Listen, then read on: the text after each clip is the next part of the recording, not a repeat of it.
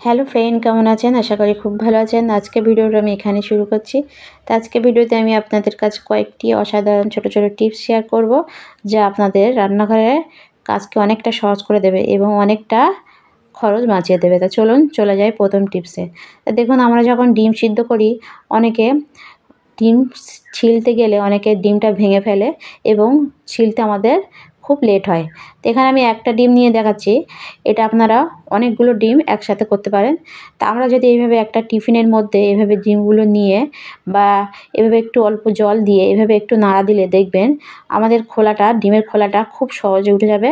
আমাদের ছাড়াতে হবে না হাত দিয়ে, আর খুব সহজে ডিমটা না ভেঙে খুব সুন্দরভাবে এই খোলাগুলো উঠে যাবে। তা দেখুন, আমি এখানে একটা ডিম নিয়েছি। তা আপনারা 2-3টে ডিম একসঙ্গে এভাবে দিয়ে একটু নাড়া দিয়ে এভাবে করে দেখবেন খুব সহজে ডিমের খোলাটা উড়ে যাবে।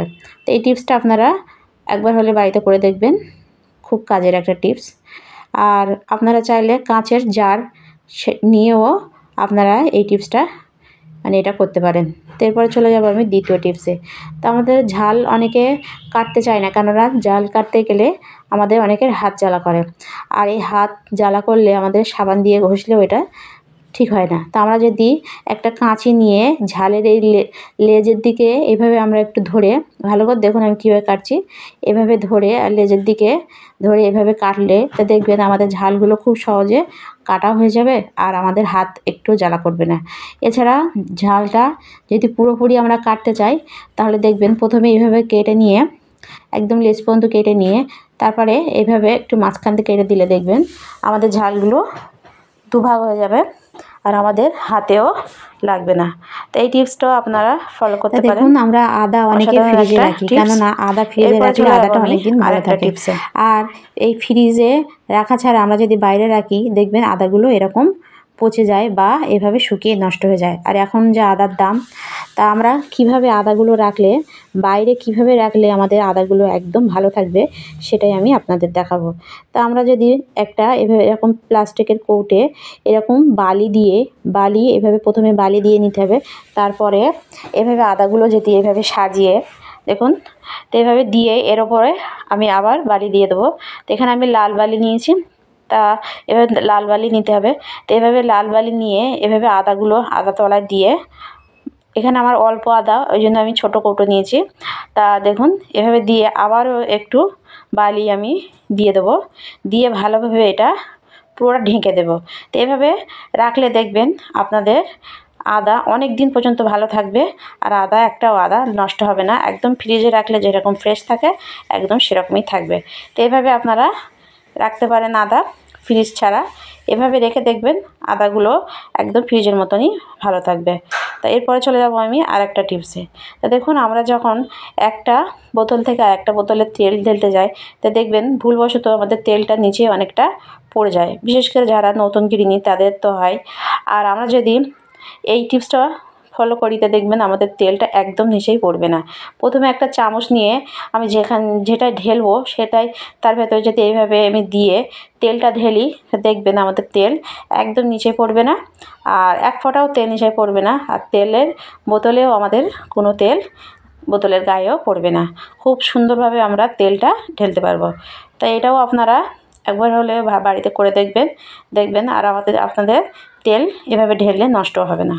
তো এটাও আপনারা ফলো করতে পারেন, অসাধারণ একটা টিপস। এরপরে চলে যাব আমি। তো দেখুন, আমাদের অনেকের বাড়িতে প্লাস্টিকের বালতি আমরা ইউজ করি, কিন্তু প্লাস্টিকের বালতি অনেক সময় দেখবেন ফেটে যায়। তা অনেকে আমরা হয়তো এটা ফেলে দিই বা ভাঙাচুরোর দরে বিক্রি করে দিই। তা আমরা ফেলে না দিয়ে আমাদের বাড়িতে থাকা সামান্য একটু জিনিস দিয়ে এটা আমরা ঠিক করতে পারি।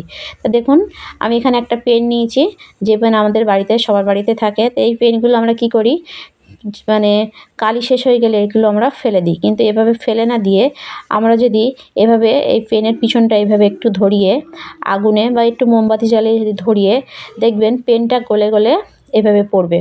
তো এভাবে যখন গলে গলে পড়বে, তখন আমরা ওই যদি ফাটা যে জয়েন্টের মুখটা এইভাবে যদি দিয়ে আমরা একটু দিয়ে দেই, দেখবেন আমাদের ফাটা চেয়ার বা এরকম গামলা, বালতি আমরা নিজেরাই ঠিক করে নিতে পারবো কোনো মিস্ত্রি ছাড়া।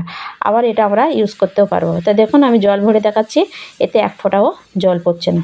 তো এটাও আপনারা ফলো করতে পারেন। এরপরে চলে যাব আমি আরেকটা টিপসে। তা দেখুন আমরা অনেকে ফুলকপি খাই বা অনেকে খায় না, কেননা এর একটা গন্ধ বার হয় বা এটা খেলে গ্যাস অম্বল আমাদের হয়। তা আমরা যদি এটা একটু ফুলকপিটা বাছা কটা করে একটু জল দিয়ে এভাবে একটু লবণ দিয়ে আমরা একটু যদি ফুটিয়ে এই প্রথম জলটা আমরা ফেলে দিয়ে রান্না করি, তারপর দেখবেন আমাদের ফুলকপিতে আর গন্ধ থাকবে না, আর এটা খেলেও আমাদের গ্যাস হবে না। তা দেখুন আমার ফুলকপিটা এইভাবে জলটা ফুটিয়ে নিতে হবে, নিয়ে এভাবে জলটা ঝরিয়ে নিয়ে আপনারা যেভাবে রান্না করেন করতে পারেন।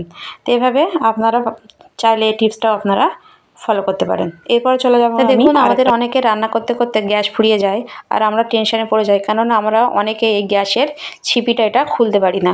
তা আজকে আমি আপনাদের এই গ্যাসের ছিপি খোলার অসাধারণ দুটি টিপস শেয়ার করব। তা দেখুন প্রথমে এই স্টিকারটা তুলতে হবে, তারপরে কি করবেন এটা আপনারা এইভাবে নিচে দিয়ে ভালোভাবে টান দেবেন।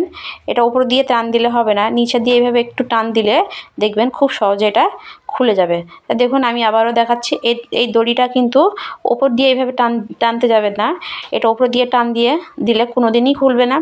আর এটা আপনারা এভাবে নিচে দিয়ে টানলে দেখবেন খুব সহজে এটা খুলে যাবে।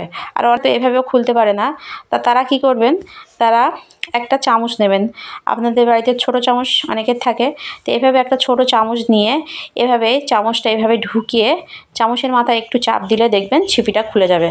তো এভাবে আপনারা ছিপিটা খুলে আবার গ্যাস জ্বালিয়ে রান্না করতে পারবেন। তা খুব সহজে এটা আপনারা বাড়িতেই করতে পারবেন।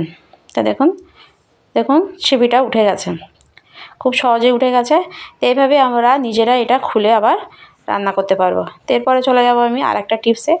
দেখুন এরকম কৌটো আমাদের সবার বাড়িতে থাকে, আমাদের বাচ্চারা যখন জেমস খায় এরকম কৌটো আমাদের বাড়িতে থাকে। তো এটা আমরা অনেকে ফেলে দিই, কিন্তু এটা আমরা ফেলে না দিয়ে এটা আমরা কাজে লাগাতে পারি। তা কী কাজে লাগাতে পারি দেখুন, আমাদের এরকম সূচ ছোট ছোট সূচ বা আমাদের যে অনেকে হিজাব করে, হিজাবের যে কাঁটাগুলো আমরা এখানে ওখানে হয়তো অনেকে রেখে দিই।